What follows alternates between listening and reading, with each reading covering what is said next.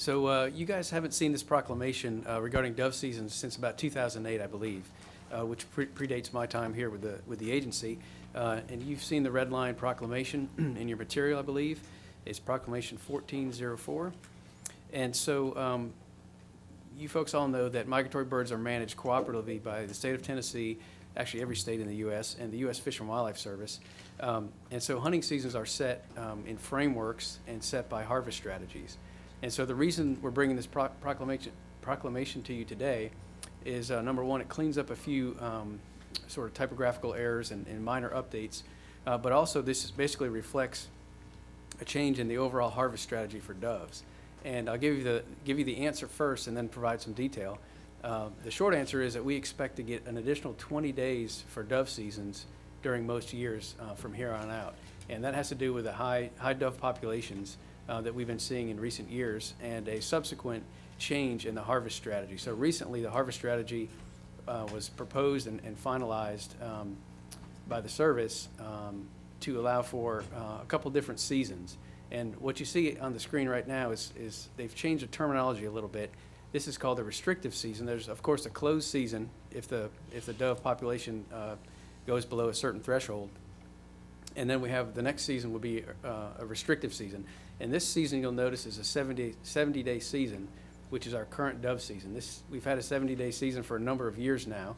And so the dates that you see here, and actually it's a combination of actual calendar dates and then the second Saturday there. But these dates, again, reflect what we've had for a number of years. And so this is really just a kind of a terminology change to concur with the harvest strategy that's a restrictive season.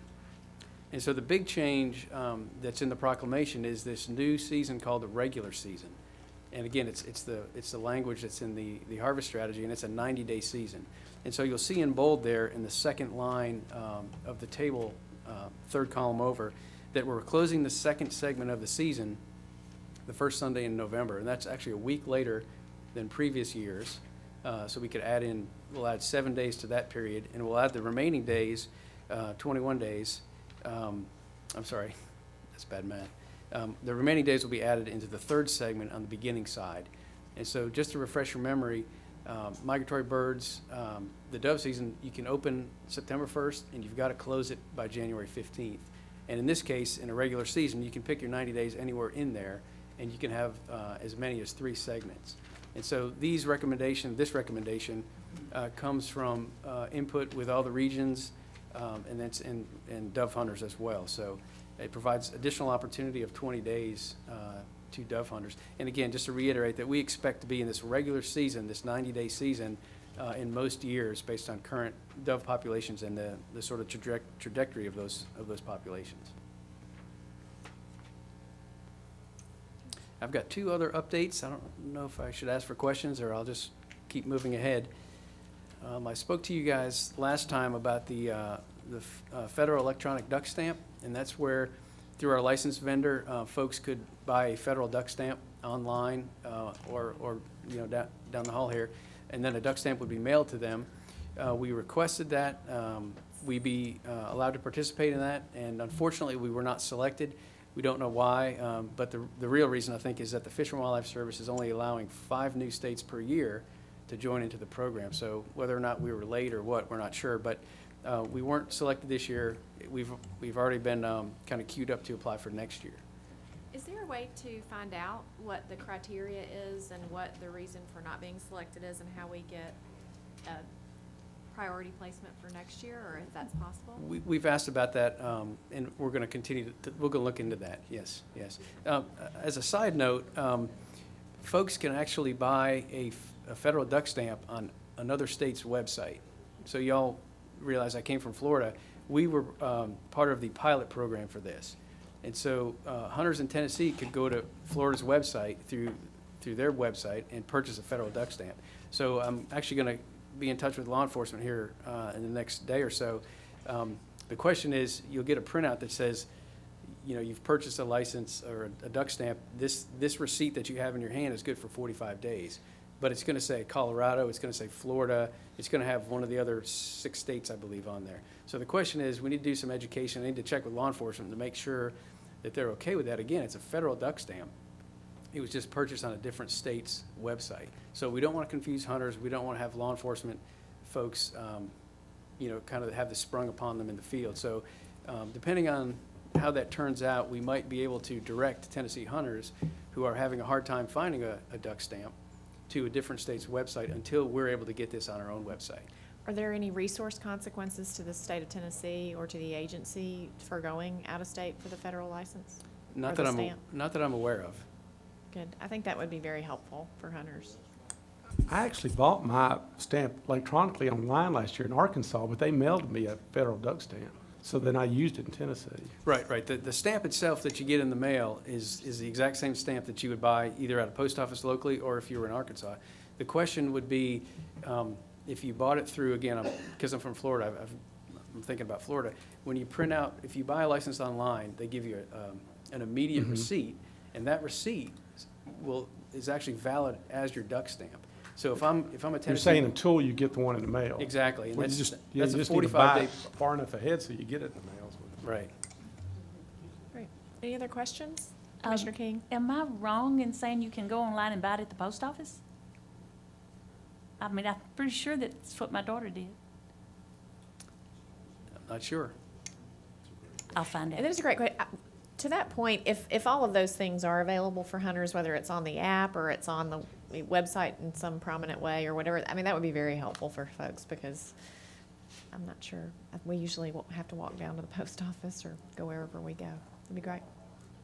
Or the County, our post office doesn't sell them. Ventures County? We'll have to work on that. Hey, we've got 2 ducks up there.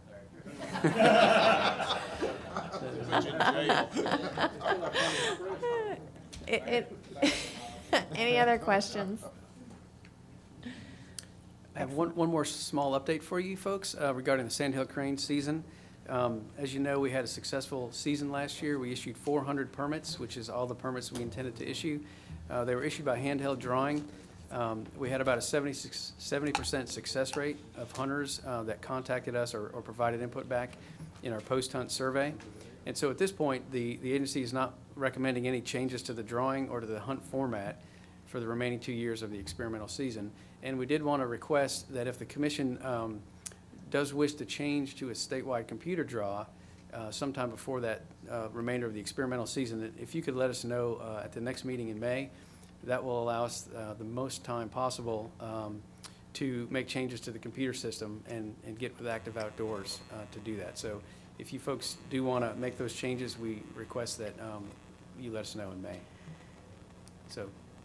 Excellent. And if I might just quickly update the members of the committee and the public who are here or might be watching, Commissioner Teague just got on the Google, as the old people say, and you can do several things. You can, on the U.S. Fish and Wildlife website, you can call by phone, 1-800-STAMP-24, call the post office. You can go to post offices other than Fentress County, and www.duckstamp.com is where you can get it as well. So there are a variety of ways you can do it online. So maybe some sort of link would be very helpful. So thank you. Any questions regarding the presentation?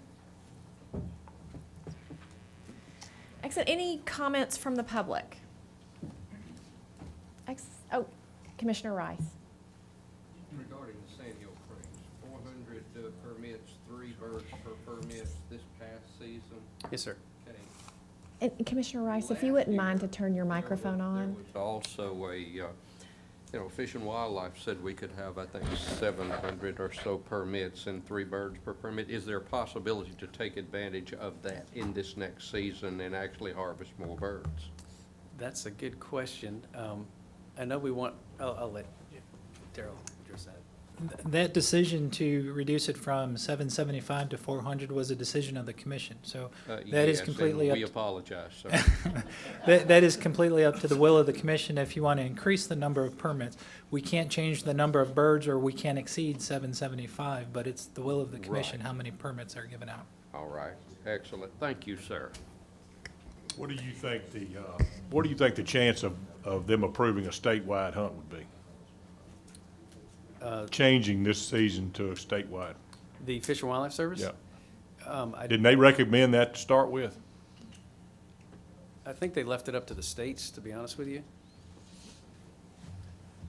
Chief? I may have Gray answer, because Gray was involved with that whole process more than I. Welcome, Gray. We submitted a hunt plan 2 summers ago, and it takes a 1-year cycle to get started. So in order for us to change that, the service is open to us going statewide, but it's going to take a year to do it. And so it's not an easy process. And so at this point, kind of riding out the 3-year experiment and then going operational would be ideal. But if the commission's will, we could take it to the summer meeting and look to open it up during that 3rd year. So it's there, but it's time consuming. And the time constraint is mainly due because we have to run it through 2 flyways because it is a shared resource between Mississippi and Atlantic. So it adds additional hurdles to get it run through. But I thought they originally approved statewide, and we elected to go with just around. No, and so Oh, I see. it's one of those, our hunt plan that was submitted had the zone in it, and they approved that zone. So we hindsight, we'd have been better off getting a statewide approved and then zoning down, but that's not the way it For happened. some reason, and I'm remembering, and I know I may be asking the exact same question that was just asked, but I recall from last year when we set the season that we were going to immediately begin the process of asking for the full zone and begin that process. And we did, and then we slowed down. And so, do you want to handle, I guess, I took it to the Mississippi Flyway, and so we put it in that meeting, and then it just, with all of the other controversies that were going on, with asking, we were going to immediately have to ask for an expansion of that season before we had actually had our first season. And so I was essentially asked to hold the reins on that and until we got through this first season and see where we wanted to go after that. Commissioner Bledsoe? I was under the impression, and evidently mistakenly, that last year when we passed that, and it was a 3-year experimental season, that we were pretty much locked into what we passed for the first 3 years. Correct. And then we could, so, I mean, I think what they're asking is, can we up the numbers after the first year, or are we locked into that? No, the numbers are fine. We with the approval of our hunt plan. I know we reduced them, but I Yeah. didn't know. And that's completely up to us. Our hunt plan says the 770. We're allowed to be more conservative, but we're not allowed to be more liberal. So we chose to be more liberal. Gotcha. I this- thought we was locked into what we passed No, at the first no, meeting. no. The feds have given us the big picture, and then we can act within the smaller realm or expand that up. The thing we can't do outside of our hunt plan is expanding our zone without going back. Commissioner McMillan? Did we lock ourselves into 400 numbers of No. hunters, or was it 21 or 2250? 20-something in there, 775 So we times can still be 3. flexible in the next 2 years on how many hunters we're going to allow and how many birds each they can take and that sort of thing? Absolutely. Well, they're still stuck to the 3. Well, okay, but we could say 1,000 hunters take 1 bird or something, I'm just saying. Is the restriction on the number of birds, or? The number of hunters. And so I think the way the federal government allowed them to be released was in 3-bird packets. So And 750 hunters then? Is that what it was? 775 hunters with 3 birds per hunter. Okay, And so we reduced that- it from 750 hunters to 400. Correct. Okay. I couldn't remember, all right. Great, and I know we're asking for lots of clarification, but this is helpful. So we are or we are not locked into the broad proposal that we have for 3 years? At what point are we in a position to consider a statewide season? At any time. And so, I mean, if we went back and asked for a statewide season right now, and so meaning the upcoming July meeting,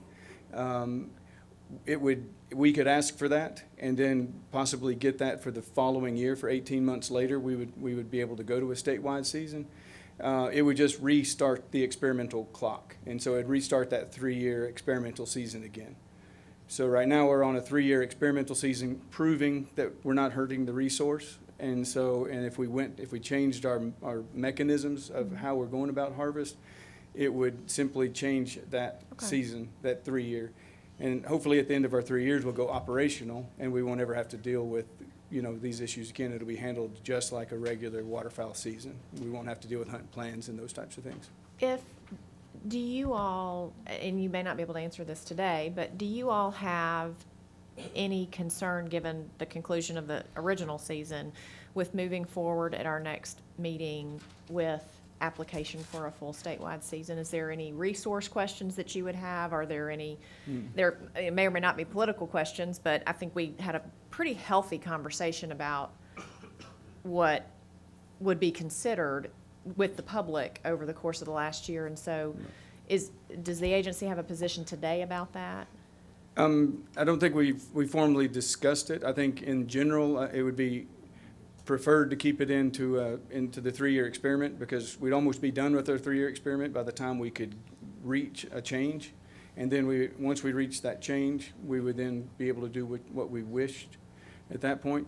But we can do anything that we want. And biologically, there's going to be no impact on the resources. It's not an issue of a resource concern with our small little, there's 90,000 birds in the flyway, and we're talking about taking a few hundred. So this is not a resource issue. This is a matter of a mechanism of how does Tennessee wish to harvest this population. So after the 3-year period, then we don't have a quota anymore. We just set a number of days and hunters hunt and a bag limit. We would be within just like our standard, Just like ducks or geese. just like ducks or geese. And so it would simply be an operational season, and they would give us our bounds, and we would work within those bounds. But there would be no more hunt plan, none of this other additional restrictions that are being applied to us right now. Okay, and I want to be really clear. I'm not making any proposals, just asking questions. Nobody get nervous. Thank you. Yep. Any clarifications? Okay.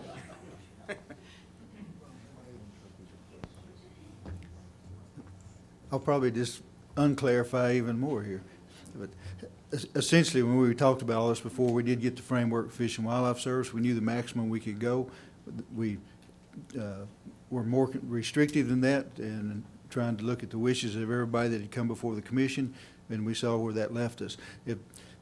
If you wanted to change to a statewide season right now, and I'll ask the guys behind me to clarify, but you could do that. You wouldn't be able to do it this year because it's going to have to go back through the other flyways. The clarifying point that we need to find out for sure from the U.S. Fish and Wildlife Service, if we do that, do we set, as Darrell was talking about, another 3-year experimental study, or are we better to run with the 2 years left on this one and then go back into a regular season setting? That's the clarification we really need to find out. But for right now, you have the leeway to go to a statewide drawing, that's because the feds don't care.